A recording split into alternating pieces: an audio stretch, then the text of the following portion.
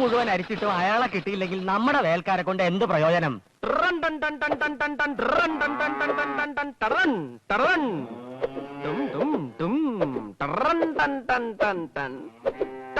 ആരാവനെ അകത്തേക്ക് കടത്തിവിട്ടത്?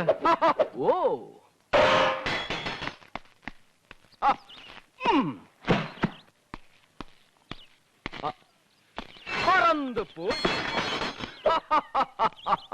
പിടിച്ചു കേട്ടവനെ.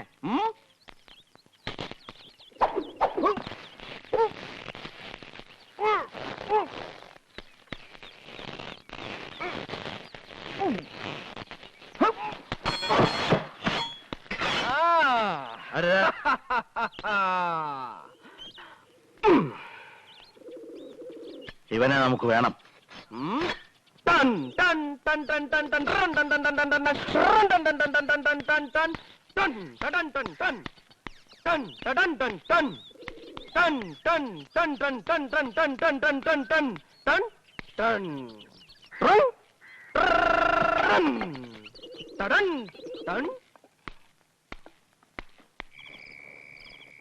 கோயில் பள்ளி ஏதடா குறித்து நின்றதேதடா, கோயில் பள்ளி ஏதடா குறித்து நின்றதேதடா, வாயினால் வழங்கி நின்ற மந்திரங்களேதடா, வாயினால் வழங்கி நின்ற மந்திரங்களேதடா, ஞானமான கோயிலில் நன்மையாய் வணங்கினால் காயமான கோயிலில் காணலாம் இறைவனே, കായമാന കോയിലിൽ കാണലാം ഇറൈവനേ. അമ്മാവന്റെ അവിടെ തകർത്തു കേട്ടു. ഓ, എന്നെ പേടിപ്പിക്കാനാണെങ്കിൽ സുഭദ്ര പേടിക്കില്ല. എനിക്ക് കൂട്ടിനാണെങ്കിൽ അത് വേണ്ട. ടൺ ടൺ ടൺ ടൺ ടൺ ടൺ ടൺ ടൺ ടൺ ടൺ ടൺ ടൺ ടൺ ടൺ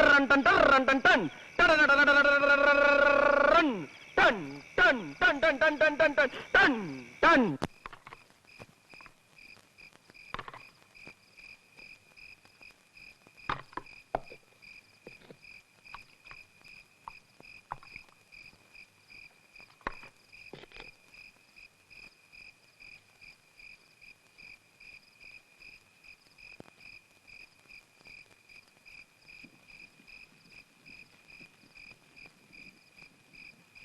നിന്നെ ഇന്ന് തമ്പിയുടെ വീട്ടിലെ ഇടവഴിയിൽ കണ്ടു. ആശാരി തങ്കന്റെ കുടിയുടെ മുന്നിൽ വെച്ച് തിരിഞ്ഞു നോക്കിയപ്പോ നീ എന്റെ പിന്നാലെ ഉണ്ടെന്നറിഞ്ഞു. എന്താ നിനക്കിന്ന് ഇവിടെ വരാൻ തോന്നിയത്? നീ ഇരിക്കെ. എവിടെയാ നിന്റെ ഉറക്കം? വേണമെങ്കിൽ പുറത്തെ ചായ്പിൽ കിടന്നോ. നിന്നെക്കുറിച്ച് ഒരുപാട് കേട്ടിട്ടുണ്ട്. മതിച്ച കൊമ്പനെ മുട്ടുകുത്തിച്ചത്, കയത്തിൽ താണ മീനാക്ഷിയുടെ കുഞ്ഞിനെ രക്ഷിച്ചത്, അമ്മാവന്റെ മാളികയിൽ കയറ് പൊട്ടിച്ചത്. എല്ലായിടത്തും ചുറ്റി നടക്കുന്ന നിനക്ക് എനിക്കായൊരു ഉപകാരം ചെയ്യാമോ? എന്റെ ആളിനെ നീ എവിടെയെങ്കിലും കണ്ടോ?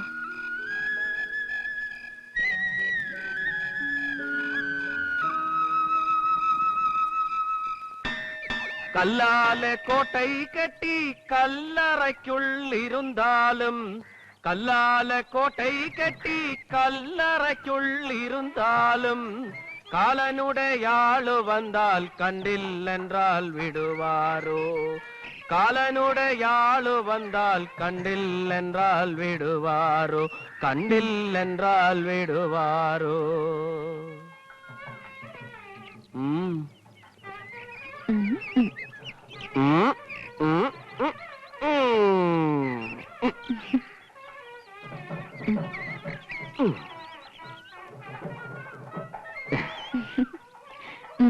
പൊയ്ക്കോ.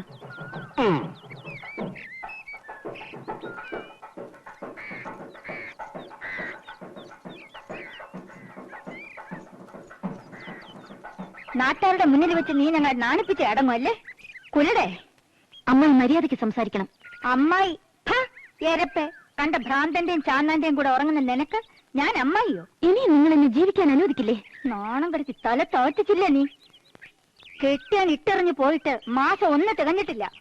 അതിനു മുമ്പ് കണ്ട ചാന്നാനെ മറവനെ വീട്ടിൽ കിടത്തി പൊറുപ്പിക്കുന്നല്ലേ? അമ്മാവന്റെ കൈകൊണ്ട് നിന്റെ കഴുത്തിറക്കും മുമ്പ് എങ്ങോട്ടെങ്കിലും ഓടിപ്പൊയ്ക്കോ. സുഭദ്ര ചീത്തയാണ്. സമ്മതിച്ചു. ഇനി വായടച്ചില്ലെങ്കിൽ മഹാപ്രയാകും. അമ്മായിയുടെ മഹത്വത്തെ പറ്റി നാട്ടുകാരി പറയും.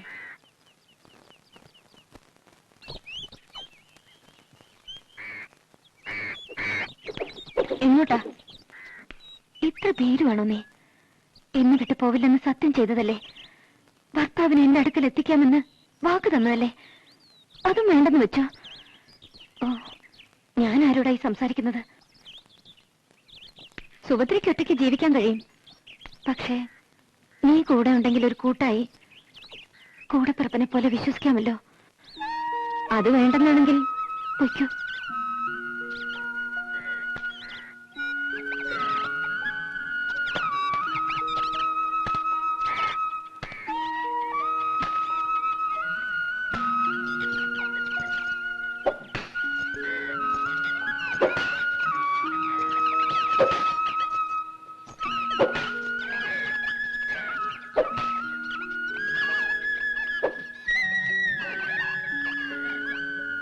സത്യത്തിൽ നീ ഭ്രാന്തനാണോ?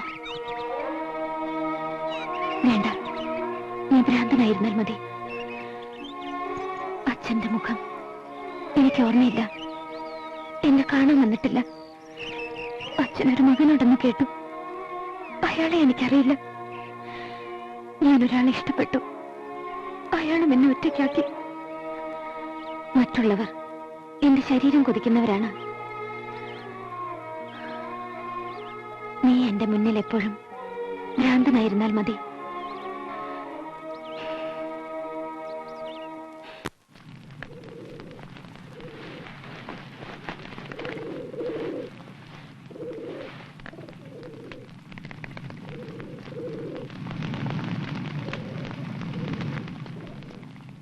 വന്നു അല്ലേ? സത്യം ചെയ്യാം. വേണ്ട. പിന്നെന്തിനിങ്ങോട്ട് കെട്ടിയെടുത്തു? ഞങ്ങളെ ഒറ്റ കൊടുക്കാനോ? അല്ല, ഇവിടേക്ക് വരണ്ടാന്ന് ഉറപ്പിച്ചതുമാണ്. പക്ഷേ നിങ്ങളുടെ വഴിവിട്ട ആലോചന കേട്ടപ്പോ എന്റെ മനസാക്ഷി പറഞ്ഞു ഇങ്ങോട്ട് പോരാൻ. ഓഹോ, മനസാക്ഷിക്ക് പറയാനുള്ള കേൾക്കട്ടെ. അവസാന വിളിയും കാത്ത് പൊന്നുതമ്പുരാൻ കിടക്കുമ്പോ കൊട്ടാരത്തിനകത്ത് കയറി ഇളയതമ്പുരാനെ വധിക്കാനുള്ള ആലോചന കുറെ കടന്നുപോയി. ദൈവനീതിക്കോ പ്രജാഹിതത്തിനോ അത് ചേരില്ല. ദൈവനീതിക്ക് ദാക്ഷിണ്യമില്ല. അത് പതിക്കേണ്ടടുത്ത് നിശ്ചിതമായി പതിക്കുക തന്നെ ചെയ്യും.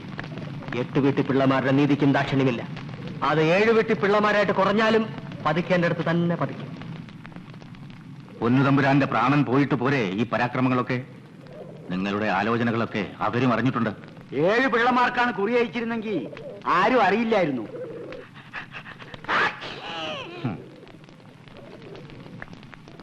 നിങ്ങളുടെ പക്ഷത്തൊരാൾ, സേനാനായകൻ, ഓടിപ്പോയിട്ട് അധികനാളായില്ല.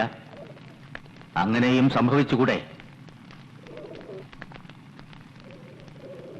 അങ്ങയോട് എനിക്ക് പ്രത്യേകിച്ചൊന്ന് പറയാനുണ്ട്. അതിനു മുമ്പ് ഒരു ഉപകാരം ചെയ്യാൻ സന്മനസ് കാട്ടണം. കഴക്കൂട്ടത്തിന് എന്നെ വിശ്വസിക്കാം. എങ്കിൽ ഈ സുന്ദരയ്യൻ എന്ന മഹാബ്രാഹ്മണനോട് കുറച്ചുനേരം പുറത്തുപോയി നിൽക്കാൻ കൽപ്പിക്കുക. ഇയാൾ ഒറ്റുകൊടുക്കുമെന്ന ശങ്ക കൊണ്ടല്ല.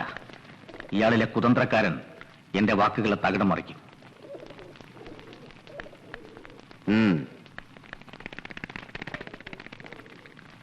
നാട്ടുനടപ്പ് പ്രകാരം തന്നെ നമുക്ക് തമ്പി അദ്ദേഹത്തെ നമ്മുടെ രക്ഷാപുരുഷനായി പ്രഖ്യാപിക്കാം. മഹാരാജാവായി പട്ടം കെട്ടാൻ കുറച്ചുകൂടി കാത്തിരിക്കുക.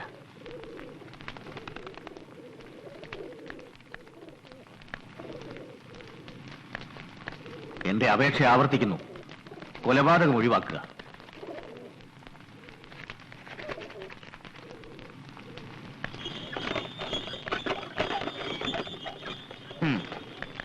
കഴക്കൂട്ടത്തിന്റെ വാക്കുകൾ ഒരു കാശിയാത്രക്കാരന് ചേരും. രാജ്യസ്നേഹിക്ക് ചേരില്ല. പ്രജകളിൽ മിക്കവരും കരം കൊടുക്കാൻ മടിക്കുന്നു. ധനക്കുറവ് മൂലം മന്ത്രിമാർ അയൽ നാടുകളിൽ നിന്ന് കടം വാങ്ങുന്നു.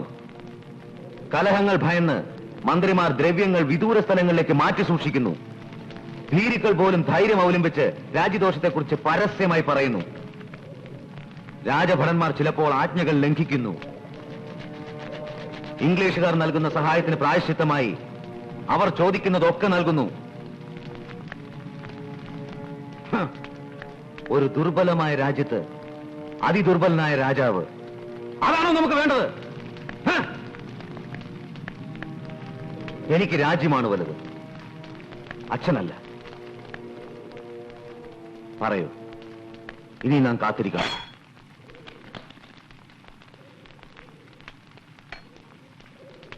ഞാൻ പടക്കളത്തിലേക്കാണ്. നിൽക്കോ. തൽക്കാലം പുണ്യാഹം കഴിഞ്ഞ് ഇരണിയിലേക്ക് യാത്രയാകുന്നതുവരെ നാം ക്ഷമിച്ചിരിക്കേണ്ടതാണ്. സമയമാകുമ്പോൾ ഞാൻ എല്ലാവർക്കും സന്ദേശം അയക്കും. തെക്ക് നിന്ന് യുവരാജാവിനെ സഹായിക്കാൻ എത്തുന്നവരെ വെങ്ങാനൂർ പള്ളിച്ചൽ പിള്ളമാർ തടയുക.